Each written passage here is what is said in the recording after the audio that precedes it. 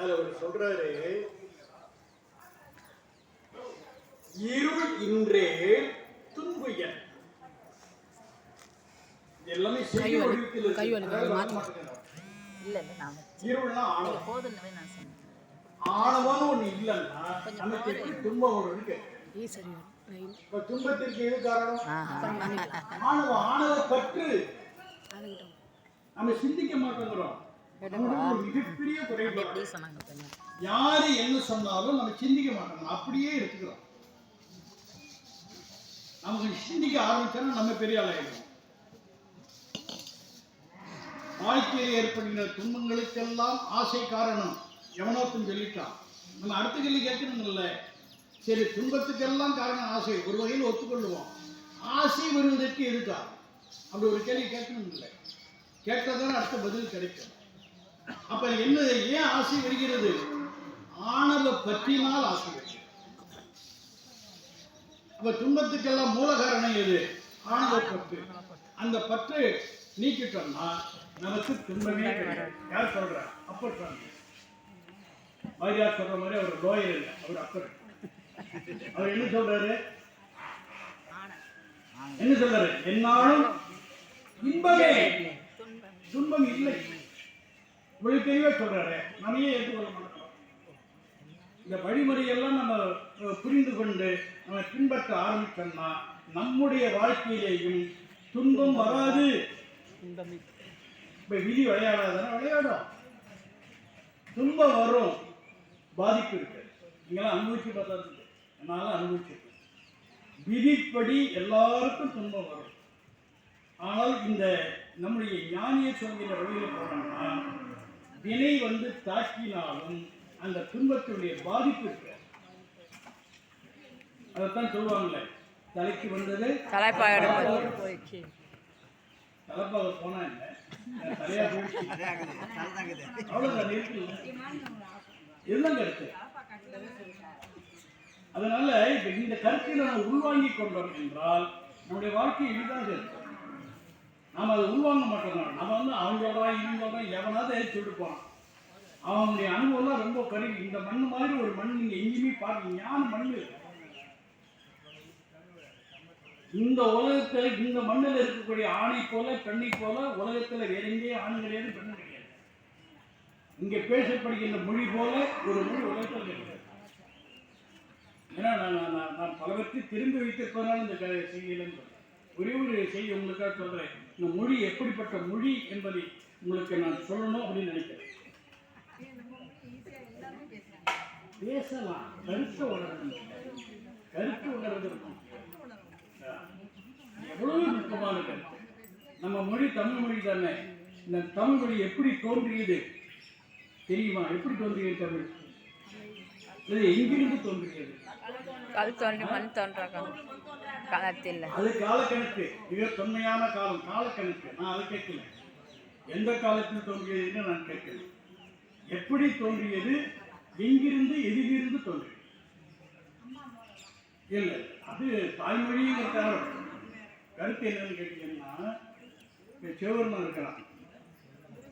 சிவபெருமான் அழியாதவன். உயிராகிய நாமும் அழியாத. உயிரும் அழியாது, உடம்பு அழியும், உயிரெல்லாம் அழியவே அழியாது. ஒரு வீட்டை காலி பண்ணிட்டு இன்னொரு வீட்டுக்கு போற மாதிரி இந்த உடம்பு அழிஞ்சு போச்சுன்னா வேற ஒரு உடம்புக்கு போடும், அவ்வளவுதான். உயிர் அழியவே அழியாது. அதுபோல ஆணவம் என்பதும் அழியாது. மூணே மூணு பொருள் தாங்க அழியாது, எப்பொழுதும் இருக்கக்கூடிய. இறைவன் அழிய மாட்டான், உயிர் அழியாது, ஆணவம் அழியாது. ஆணவம் அழியாது, ஆணவ பற்று அழியாது. நல்ல நுட்பமா புரியணும். ஆணவம் அழியவே அழியாது. ஆணவத்தோடு நமக்குள்ள தொடர்பு இருக்கு பாருங்க, அதை நம்ம நீக்க முடியும். வயிறு இருக்குதுன்னு வச்சுங்க, வயிறு உள்ள ஒரு கம்பி இருக்கு, அந்த மின்சாரம் போகுது. அந்த மின்சாரம் அது பாட்டுக்கு போயிட்டு இருக்கோம். நாம கையை வச்சோம்னா நமக்கு பாருங்க, நீங்க கையை வைக்காம இருங்க, பக்கத்திலே இருக்கும், வயிறு பக்கத்திலே இருக்கட்டும், நீங்க அதை தொடாம இருங்க, உங்களுக்கு என்ன பிரச்சனை? ஒன்றாக ஆணவம் எல்லாருக்குமே இருக்கும். ஆணவம் எப்பொழுதும் இருக்கும். நாம போய் அதை தொடாம இருக்கணும். அதுதான் நம்ம செய்ய வேண்டியது. நாம தொட்டோம்னா ஷாக் அடிக்கத்தான். அது ஒன்றும் சந்தேகம். இந்த 3 பொருள் அழியாதீங்களா? இந்த 3 பொருளை சொல்வதற்கு ஒரு குறியீடு உண்டு. இறைவனை குறிப்பதற்கு அ என்ற குறியீடு, உயிரை குறிப்பதற்கு ஊ என்ற குறியீடு, ஆணவத்தை குறிப்பதற்கு இம் என்ற குறியீடு. இந்த 3 சத்தம் என்ன ஆகும்? பிரணவங்கிறது இதுதான், ஓம்ங்கிறது இதுதான், வேற ஒன்றும் இல்லை. ஓம் என்றால் சிவம், உயிர், ஆணவம் அப்படின்னு அர்த்தம், வேற ஒன்றும் இல்லை. விளங்கிடுச்சுங்களா? இப்போ உயிர் இருக்கிறது. இந்த உயிருடைய இயல்பு என்ன? இப்ப நம்ம முன்னாடி சொன்னோமே, இதனுடைய இயல்பு இச்சை. இது இச்சைக்கும் இருக்கிறதே 3 பொருளுங்க. அதுல ஒரு பொருள் உயிர். இந்த உயிர் எதை இச்சிக்கணும்? எதை இச்சிக்கும்? இருக்கிறது 2 பொருள் தான். உயிரை பொறுத்தது இன்னும் 2 பொருள் தான் இருக்குது. ஒன்று இறை சிவம், இன்னொன்று ஆணவம். இந்த உயிர் மட்டும் ஆணவத்தை இச்சிக்காம சிவத்தை இச்சித்திருந்தால் இந்த பிரச்சனையே கிடையாது. நமக்கு பிறவியும் கிடையாது, நம்ம சிவாசம் படிக்கிற அவசியமும் இல்லை, ஒன்றும் இல்லை. ஆனால் நம்ம எதை நம்ம இச்சித்து விட்டோம் என்றால் ஆழத்தை இச்சிக்கிறோம். நாம் எதை இச்சிக்கிறோமோ அதுவாக நாம் மாறிவிடுவோம். நன்றாக புரியும். நாம் எதை இச்சிக்கிறோமோ அதுவாக மாறிவிடுவோம். ஆணவத்தை இச்சித்தோம். ஆணவத்தினுடைய இயல்பாகிய அறியாமை நம்மிடத்துல வந்தது. அப்படிதான் நமக்கு அறியாமை வந்தது. நம்மிடத்துல அறியாமைலாம் நமக்கு இயல்பே கிடையாது. அது வந்து நாம அதை சேர்த்து கொண்டோம். அதுல இருந்து விடுபடுவதற்கு நமக்கு தெரியல. பெருமான் உதவி செய்யலாம், இந்த உடம்பு கொடுத்து உதவி செய்யலாம். இப்ப சொல்ல வந்த கருத்து, இந்த உடம்பை படைப்பதற்கு முன்னதாக, இந்த உலகத்தை படைப்பதற்கு முன்னதாக இறைவன் தமிழை படைத்தார். அந்த தமிழ்ல ஆன்னு ஒரு எழுத்து சிவபெருமான குறிக்குது இல்லை, அதனுடைய விரிவு தான் உயிர் எழுத்து. ஊரு உயிரை குறிக்கக்கூடிய ஒரு எழுத்து இருக்குல்ல, அதனுடைய விரிவு தான் அந்த உயிர் எழுத்துக்கள்ல பிற்பகுதி. முற்பகுதி ஆவினுடைய விளக்கம், பிற்பகுதி உயிர் ஊருடைய விளக்கம். இம்மு எழுத்து பாருங்க, அதனுடைய விளக்கம் தான் மெய் எழுத்து. இதெல்லாம் நான் சொல்லல, திருமந்திரத்தில் இருக்குது. அதனால சொல்லுவார். நான் படிச்சதுனால திருமந்திரத்துல 4ஆம் தந்திரத்துல சக்கர வழிபாடு இருக்குது. அறிவு வழிபாடு. இறைவனை நம்ம உருவத்தில் போய் வழிபாடு பண்ணலாம். சிவலிங்க அருவுருவத்தில் போய் வழிபாடு பண்ணலாம். அருவத்திலேயே வழிபாடு பண்ணலாம். அதுதான் 5 எழுத்து வழிபாடு. அந்த 5 எழுத்தினுடைய விரிவு தான் உயிர் எழுத்து, தமிழ் மொழி எழுத்து. அதுல 4ஆம் தந்திரத்துல நம்முடைய திருமூலர் சக்கரம் போட்டு காட்டுறாரு. சக்கர வழிபாடுன்னு பேரு, அல்லது அறிவு வழிபாடுன்னு பேர். ஒரு சக்கரம் கடைசியா சொல்லுவாரு, ஏரொளி சக்கரம்னு பேர். இந்த சக்கரை எப்படி போடுறது அப்படின்னு கேட்டா, நீங்க கோபுரத்து புள்ளி வைக்கிறீங்கல்ல, அந்த மாதிரி என்ன பண்ணுன்னா ஒரு 25 புள்ளி வைக்கணும். மேல ஒரு 5 புள்ளி, அதுக்கு கொஞ்சம் கீழே ஒரு 5 புள்ளி, நேரம் அதுக்கு கீழே ஒரு 5, அதுக்கு கீழே 5, அதுக்கு கீழே ஒரு 5, மொத்தம் எத்தனை புள்ளி? 25 புள்ளி. எல்லாத்தையும் ஒன்னா சரி கோடு போட்டு இழைச்சிங்கன்னா எத்தனை கட்டம் வரும்? 16 கட்டம் வரும். இந்த 16 கட்டத்துல இந்த 16 உயிரெழுத்துக்களை நிரப்பணும். உயிரெழுத்துக்கள் 16 மறந்துடாதீங்க. நம்ம பள்ளிக்கூடத்தில் படிக்கிறதெல்லாம் கையால எழுதுற வரி வடிவ எழுத்துக்கள் 12 தான். ஆனா இங்க சொல்றது ஒலி வடிவம், பேச்சு ஒலி, அந்த ஒலி வடிவம் அது 16 மொத்தம். அதை வந்து நிரப்பணும். இப்போ நான் உங்களை நிரப்பி காட்டுறேன்.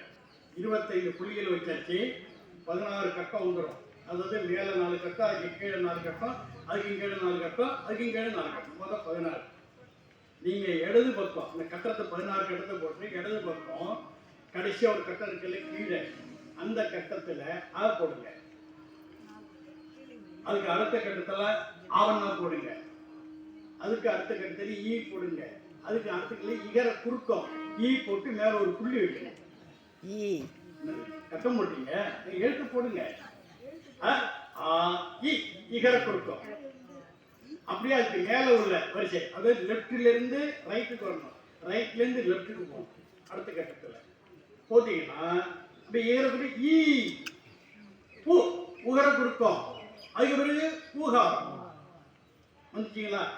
ஈகாரம் இல்லை அடுத்த வரிசையில் இப்படி வரும். ஈகாரம், அதுக்கு பிறகு உகரம், உகர குறுக்கம், ஊகா. அப்ப இங்க வந்து முடியும். அதுக்கு மேல போங்க. மூணாவது கட்டம் என்ன இருக்கு? ஊக்கு பிறகு ஏ, அதுக்கு பிறகு ஐகார குறுக்கம். ஐ போட்டு மேல ஒரு புள்ளி வைக்கணும். அதுக்கு மேல போங்க. ஓ ஓ ஔ ஔகார குறுக்கம். 16 எழுத்து. இதுக்கு பேர் ஏறுவழி சக்கரம்னு பேர். இது செப்பு தகட்டில் போட்டு, இது இறைவனுடைய வடிவம். இதை நீங்கள் இதெல்லாம் வந்து அனுபவத்தில் உணரலாம். உணர முடியாதவர்கள் இதை வைத்து வழிபாடு பண்ணி வச்சிருந்தாங்க. உயிர் பக்குவம் மிக எளிதாக இருவனி ஒப்பு என்ற நிலைக்கு வரும். அதுதான் நம்ம திருமந்திரத்தில் அதெல்லாம் போட்டு காட்டுகிறார். எதுக்கு சொல்லணும்னா, உலகத்தில் எந்த மொழியும் ஒரு மனிதனை திருவடி பேட்டுக்கு இட்டு செல்லாது, தமிழை தவிர. சமஸ்கிருதம் கொண்டு போக இது முழுக்க 16 இருக்கு. நான் எல்லாம் திருமந்திர புத்தகத்தை வளர்த்தது போட்டு காட்டியிருக்கிறேன். இதுவரை யாரும் போடலை. இதுவரை போட்டதெல்லாம் சமஸ்கிருத எழுத்தையில் வைத்து போட்டிருக்கிறார். தமிழ் வச்சு யாரும் போடலை. முதலாக நான் தான் போட்டிருக்கிறேன். கருத்து என்னன்னு கேட்டீங்கன்னா, இவ்வளவு அருமையான மொழி, ஏதோ ஒரு வழிமுறையை நம்ம பின்பற்ற, எல்லாரும் ஒரே வழிமுறையை பின்பற்ற முடியாது. நீ நல்ல நிலையில் வச்சுங்க. நம்மை சைவத்தை பொறுத்தவரையிலும் எல்லோருக்கும் ஒரே வழி அல்ல. ஒருத்தருக்கு எளிதாக இருப்பது இன்னொருத்தர் கடினமாக இருக்கும். அதுதான் பெருமான் பல வழிகள் வச்சு. நீங்க திருமந்திரத்தை ஆய்ந்து பார்த்தீங்கன்னா மொத்தம் எத்தனை தந்திரம்? 9. முதல் தந்திரம் அறிமுகம், அது உபதேசம். 2லிருந்து 9 வரை 8 தந்திரம். 8 வழிகளை சொல்லுகிறார். அதிக 2 கூறுபடுத்துகிறார். மொத்தம் 8 2 16. இந்த 16 வழிமுறைகளில் யாராருக்கு எந்தெந்த வழிமுறை உகந்ததோ அவரவர்கள் அந்த வழியில் போனால் என்ன ஆகுன்னு கேட்டீங்கன்னா, உங்களுக்கு இருவரி எப்போ பக்குவம். அதில் 16 வழிகளில் ஒரு வழிமுறை நடைமுறை சாத்தியம் இல்லை. திருமூலரை சொல்ற யோகத்தை பற்றி எல்லாரும் பேசுறாங்க. அட்டாங்க யோகம் அது வேண்டாங்கிற. 8000 ஆண்டு யோகம் இருப்பினும் கண்ணார் அமுதனை கண்டு அறிவாரில்லை. தெளிவா சொல்றாரு. அட்டாங்க யோகம் பண்ணீங்கன்னா உங்களால கடவுளை பார்க்கவே முடியாது. ஆனா மணிவாசன் சொல்றது, கண்ணாயான் கண்டனன் காண்க, சிவலியன தேரினன் காண்க. அப்போ அட்டாங்க யோகம் ஒத்துக்கிறாரு. ஆனா இன்னைக்கு அட்டாங்க யோகத்தை தான் உடம்பு போயிட்டு அல்ல, இனியும் அடையாது. நிலைய வச்சுங்க.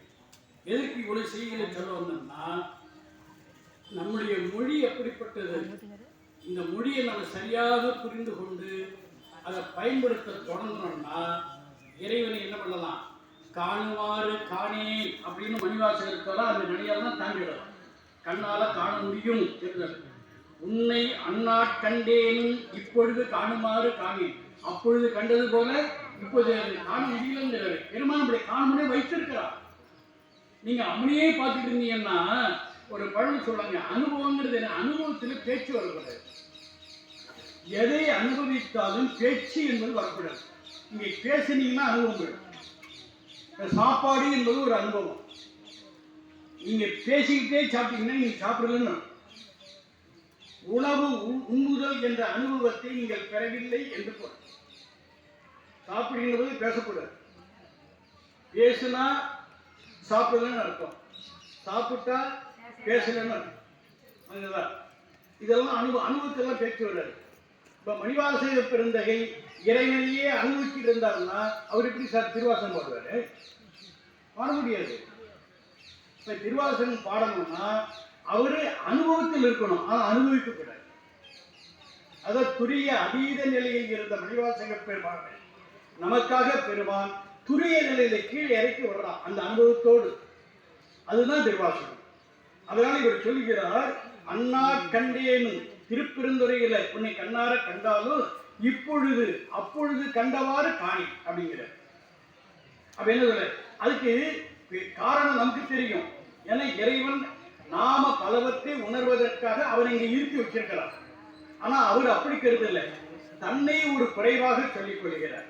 பானே பேசி என் தன்னை படுத்தது என்ன பரஞ்சோதிங்கிற. என்ன நீ கீழே இறக்கி விட்டியா, நான் என்ன செய்யறேன், பானையே பேசினீங்கிற.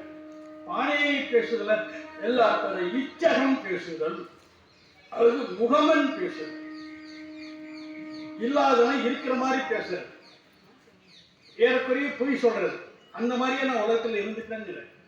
அப்படி இருந்து என்ன செய்தேன், என் தன்னை படுத்தது என்ன பரஞ்சோதிங்கிறது. என்னையினாலே கீழ்ப்படுத்திக் கொண்டது எதனால் என்று கேட்கிறார். அப்புறம் ஒரு அருமையான கருத்தை சொல்றார். ஆணே பெண்ணே ஆரமுதே அத்தா செத்தே போயிலே என்று விளக்குகிறார். இதெல்லாம் உயர்ந்த கருத்து. இறைவன் எப்படிப்பட்டவன் அப்படின்னா ஞான மயமான சோல், அதான் இறைவன். அது உருவம் அற்ற நிலை, அருவம் அற்ற நிலை. நமக்காக உருவம் தாங்கி வருகிறான். அப்படி உருவம் தாங்கி வருகின்ற பொழுது ஆணாக வருகிறான், பெண்ணாக வருகிறான். இப்ப ஆண் என்பது என்ன, அறிவு, அறிவின் வெளிப்பாடு ஆண். இப்ப பெண்ணுங்கிறது என்ன, செயலின் வெளிப்பாடு பெண். அறிவின் ஜெயமும் இல்லாமல் வாழ்க்கை கிடையாது. இப்ப அறிவின் ஜெயமும் இருக்கணும்னா ஆணும் பெண்ணும் சேர்ந்து குடும்பம், அதுக்குதான் கல்யாணம். ஆணும் பெண்ணும் எதுக்காக சேர்கிறார்கள் என்றால் ஆணிடத்துல செயல் இல்லை, பெண்ணிடத்துல அதுக்காக அறிவியல் அர்த்தம் கூடாது. இங்க சொல்லுகின்ற